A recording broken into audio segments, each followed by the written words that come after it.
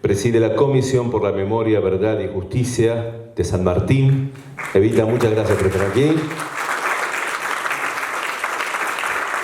También nos acompaña Nora Patrich, artista plástica, editora, directora de arte de la editorial Girones de mi vida, también militante y sobreviviente de los años 70.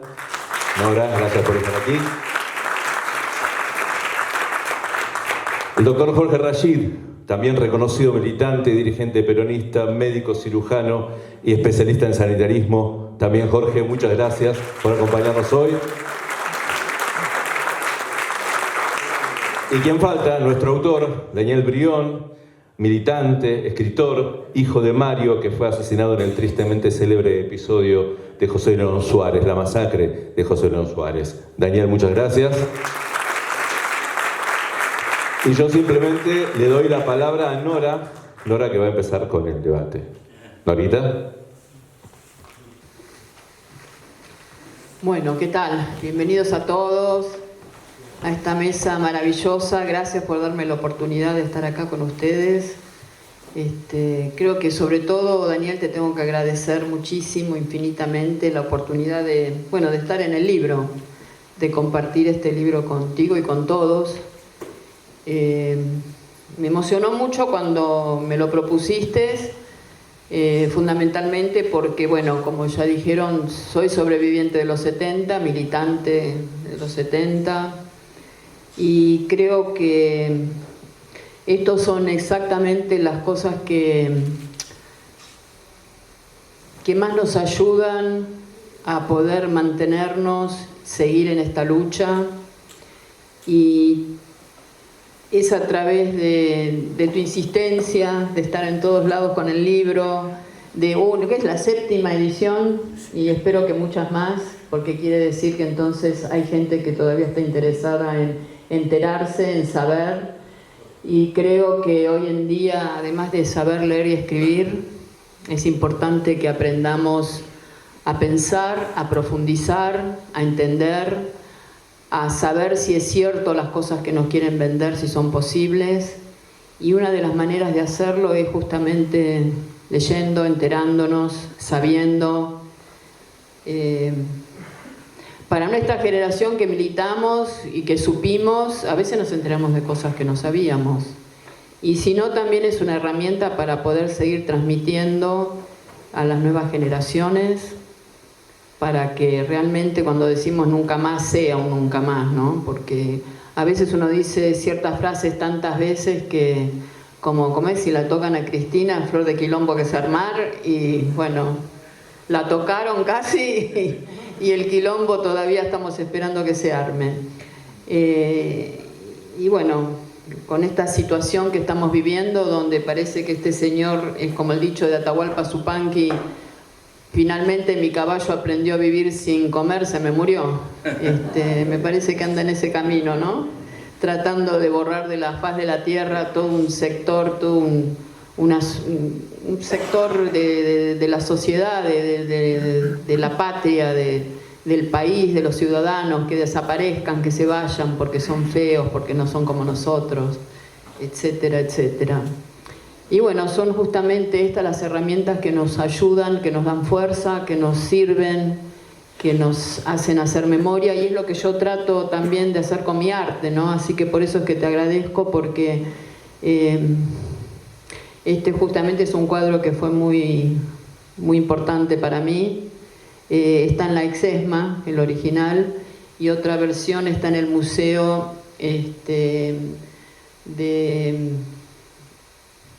de la memoria en Armenia, por la masacre de Armenia, los armenios. Así que vos fíjate que de una punta del mundo a la otra hay historias que se siguen repitiendo, y que ¿qué hacemos nosotros para ponerle un basta, un alto, como está sucediendo en Gaza, como está sucediendo en tantos lugares? Así que por eso es que te agradezco mucho el libro y esta oportunidad. No. Muchas gracias.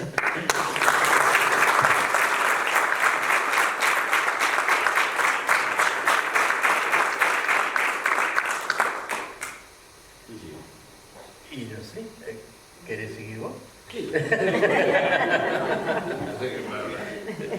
Bueno, gracias, Daniel. Yo acá estoy de colado, porque mi compañero, amigo y hermano Ernesto Jaureche está enfermito. Estuve con él esta mañana, le mando un gran saludo de internado. Por ahora está todo bien, pero me dijo que les transmita, sobre todo a vos, Daniel. Bueno, después te habló con vos, sí. Así que sabés que está bien, está mejor. Pero Daniel me llamó, hoy es su cumpleaños de mi hijo, así que le dije a mi hijo, mira, voy a llegar más tarde, porque tengo que hablar con los compañeros y tengo que cumplir con Daniel, gracias, que es un hermano con el cual venimos recorriendo hace muchos años, no solamente este libro, sino otras historias, ¿no? La de Fermín Chávez, por ejemplo, sí. Sí. En Nogoyá, tantos años. 100 años este año de eso. Exactamente. Fermín, con quien fuimos a la Universidad de Loma juntos. Pero esos viajes con Fermín, 9 años yendo y viniendo juntos, aprendí más filosofía que toda mi vida juntas leyendo, digamos. Yo estaba pensando que intentar transmitir, y la verdad que lo que se me ocurre es que la historia, si no es resignificada, digamos, es un relato, digamos. Y el relato se mantiene vigente mientras existen los relatores, que somos nosotros, digamos.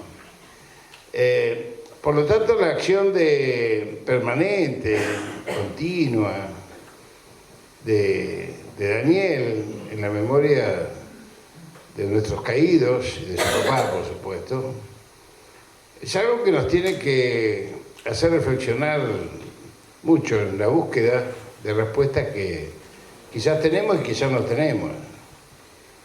¿Por qué murieron? Digamos, una pregunta. ¿Por qué murieron? ¿Por qué murieron? No eran ángeles, obviamente, eran militantes, pero ¿por qué murieron?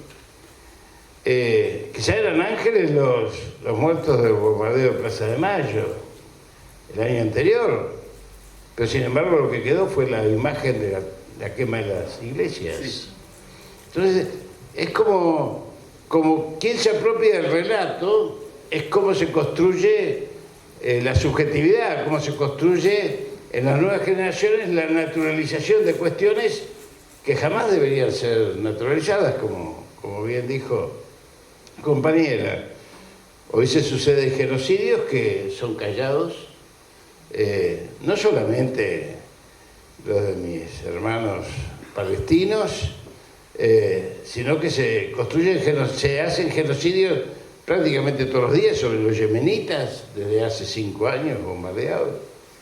Y la verdad es que la visión que tiene el enemigo, porque hay enemigos, yo por lo menos tengo enemigos, yo no quiero tener consensos con todos, la verdad que no me interesa.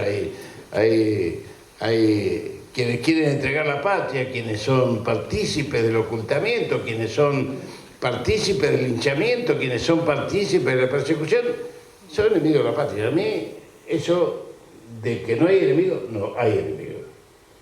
Porque además el enemigo es lo que fortalece la conciencia colectiva del movimiento nacional y popular. Por eso somos peronistas muchos. Otros pueden no ser peronistas, pero ser patriotas. Habrá que buscarlos, ¿sí? Habrá que buscarlos. Porque las nuevas generaciones van construyendo sin estos elementos, sin estos relatos resignificados, van naturalizando como naturaliza el hijo del esclavo la esclavitud. El hijo del oprimido la opresión. Entonces, ellos mataron para que nosotros seamos oprimidos. Esta es la realidad. Porque habíamos sido liberados. Lo de patria y colonia no era un eslogan, es una vigencia hoy, digamos. Es decir, ¿cómo tomamos lo de patria y colonia? ¿Cómo tomamos los fusilamientos del 56 con las matanzas de las tropas y los degüellos a las tropas de Chacho Peñalosa por parte de Sarmiento? Bueno, ahí tenemos ejemplos. Ahí tenemos ejemplos múltiples. Seguramente si estuviese Ernesto estaría con mucha mayor profundidad. Pero tenemos los fusilamientos de la Patagonia Trágica, sí. Enterrados. Tenemos los de Villa Guillermina. Tenemos los talleres Bacena. Todo aquello que fue marcando una historia que si no es transmitida, que si no es corporizar lo actual, ¿cómo hacemos con los jóvenes para decirle que la OTAN hoy está haciendo guerras y genocidios por el mundo? Y bueno, pero es la OTAN, ahí. Y cuando estaba Rosa no era la OTAN, la flota francesa e inglesa que venía al Río de la Plata, era la OTAN de entonces. Esta resignificación, este juego entre la historia y el presente, esto es lo que nos permite darle vida a nuestros muertos. Y me parece que darle vida a nuestros muertos es la obligación, esto de la sugerencia, de la transmisión de experiencia que tenemos que hacer con los jóvenes, en los códigos de ellos, en construcciones de pensamiento que desconocemos, porque los jóvenes tienen una construcción de pensamiento diferente a la nuestra. Es más, algunos compañeros de nuestra joven generación etaria, que están enojados, muy enojados, me dicen, pero cuando nosotros peleábamos, estábamos dispuestos a dar la vida. Y yo le digo, ¿a vos te parece que es fácil ahora identificar al enemigo? Cuando nosotros peleábamos, el enemigo estaba ahí. Hasta tenía uniforme, mirá vos, hasta si lo veías por la calle lo podías agarrar. Hoy, ¿dónde está el enemigo? El enemigo desaparecido. Desapareció el enemigo. De la política desapareció el enemigo. Entonces, me dirán por la democracia. ¿Qué democracia? La democracia limitada, el consenso de Washington, que es una generosa apertura de nuestros enemigos que nos dicen sí, democracia atada al mercado, si no, no es democracia, como lo estamos viendo en tantos países, como lo hemos sufrido a través del lawfare contra los movimientos populares. Por eso, ¿cómo hacemos para revivir a los muertos? Para que no hayan muerto en vano. Transmitir la historia, pero identificar al enemigo. Porque el enemigo es el mismo. El enemigo es el mismo. En el mismo año de los fusilamientos, José León Suárez volvió al Fondo Monetario Internacional de la Argentina. Va, no volvió, vino por primera vez, porque había sido rechazado por Perón en el 51, en los acuerdos de Bretton Woods. Entonces vino por algo, vino matando por algo, y va a seguir matando por algo si nosotros no somos capaces de mantener viva la memoria de nuestros muertos, además de llorarlos y además de respetarlos, de nuestros 30.000 compañeros desaparecidos. Nosotros tenemos que ser capaces de que esa historia sea una historia viva y no una historia muerta. No tenemos que trabajar sobre la muerte, sino tenemos que trabajar sobre la vida, y esto me parece lo más importante de este libro, donde se identifica el enemigo, porque el enemigo en realidad no está durmiendo, está operando justamente la masacre, está operando los fusilamientos, está operando la muerte, está operando la destrucción de la patria. Muchas gracias.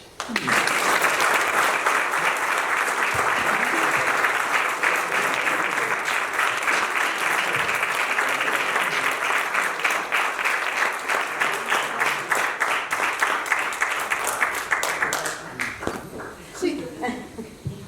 Ya la anunciaron, ella es Evita. Eva.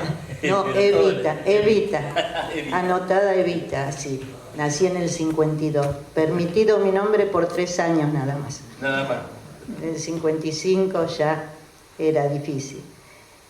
Bueno, ¿qué más decir, no? De lo que ha dicho Nora, lo que ha dicho Jorge, que creo que tienen muchísimo más para decir y a mí me cuesta un poco estar en esta mesa, que me enteré hace un rato nomás que iba a estar acá. Pero recién hablando con Soledad, la hija de Susana Valle, me acordé, está la hija de Susana Valle.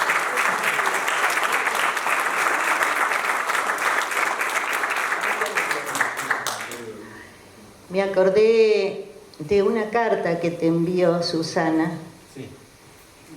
en que decía, qué diferente que es la historia cuando se escribe desde el protagonismo y el sufrimiento.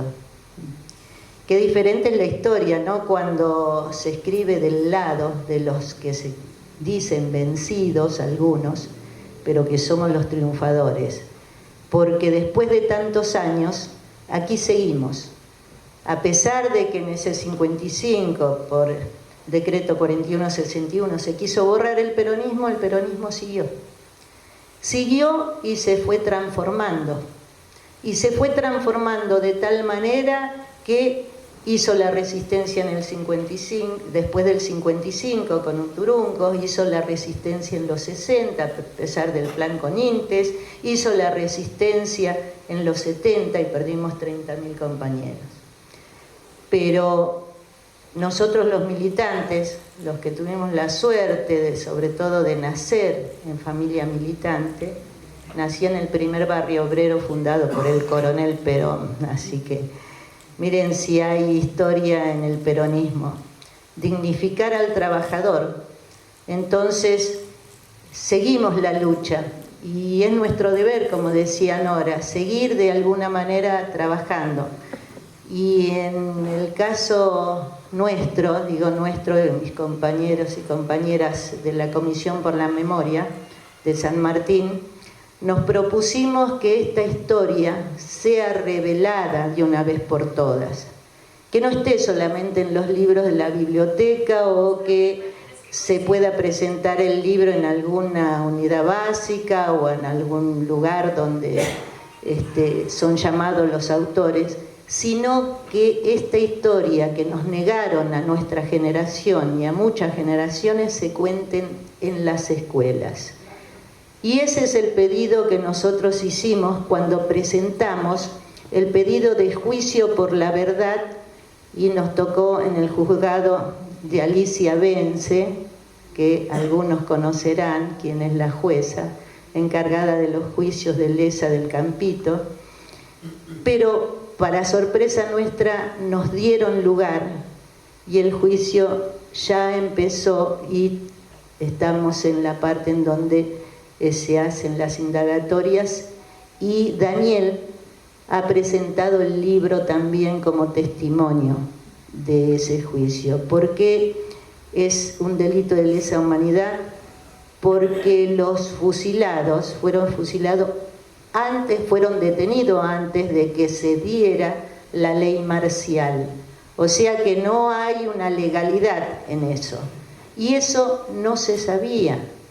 No se sabía, pero nosotros estamos bregando para que pronto empiece el juicio oral, donde asistan, no solo militantes, donde asistan los docentes, porque en San Martín tampoco los docentes, muchos de ellos sabían de esta historia. Tuvimos que ir a escuelas, ir a clubes, a sindicatos, nos han acompañado familiares, nos ha acompañado Majo, es nieta de Nicolás Carranza, que acá está también.